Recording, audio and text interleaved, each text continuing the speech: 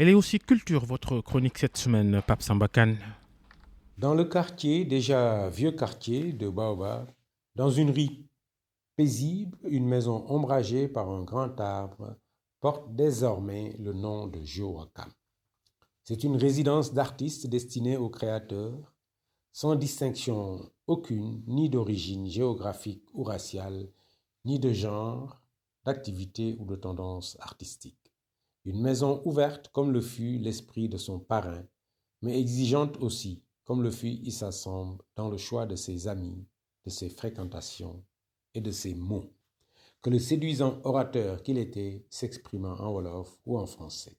Celle qui est à l'origine du baptême de cette maison, du nom de l'artiste iconoclaste, l'intellectuel profondément ancré dans sa propre culture, dont il avait une maîtrise hors du commun des arcanes, s'appelle Koyo Kuo.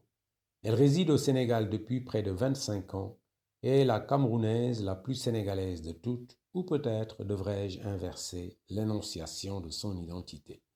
La fondatrice de l'entreprise culturelle Raw Material est une amie de Joe qu'elle a rencontrée le tout premier jour de son arrivée à Dakar. Ils ne seront plus séparés que par la mort du maître.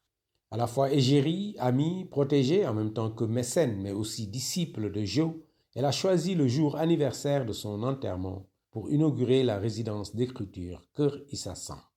Ce faisant, a dit l'un des intervenants parmi les amis du défunt parrain présents à la cérémonie, Koyo pose un acte hautement culturel. Abdouba intervenait après qu'un poète, Thierno Seydou Sall, qui ne serait pas le poète fulgurant qu'il est sans sa fulgurante rencontre avec Joe il y a une quarantaine d'années, suivi d'un compagnonnage intellectuel et humain fécond, eut déclamé un poème où Joe est élevé au rang de clochard céleste dansant avec les étoiles et la lune dans les reflets des miroirs de l'océan. Et il ne conclut pas le poète quand il assène « Connaître Joe, c'est flirter avec la planète Mars ». Fin de citation. Personne ne peut conclure en parlant de Joe. C'est un personnage d'une complexité et d'une profondeur sans pareil.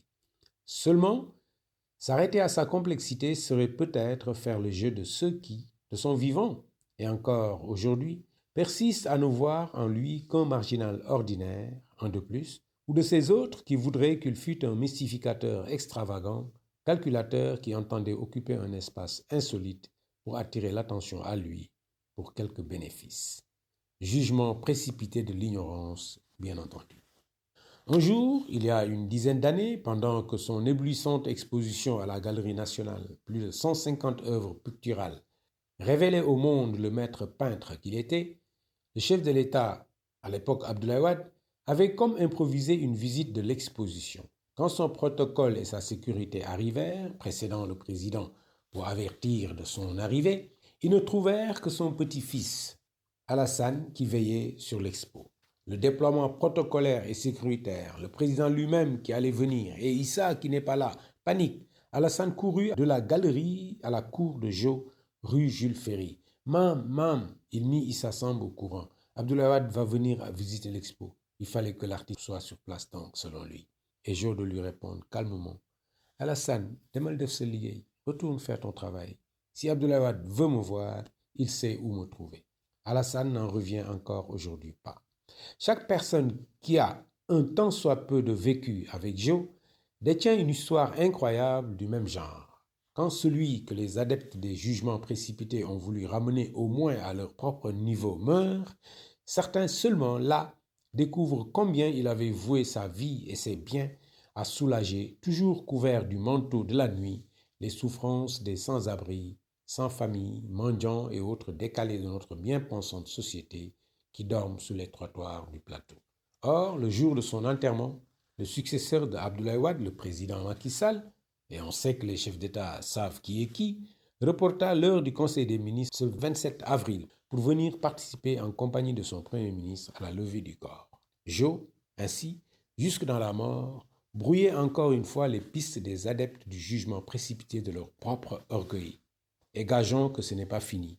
Le dépouillement de son héritage et les hommages ne font que commencer avec Issa à Baobab. Pape Sambakan, merci.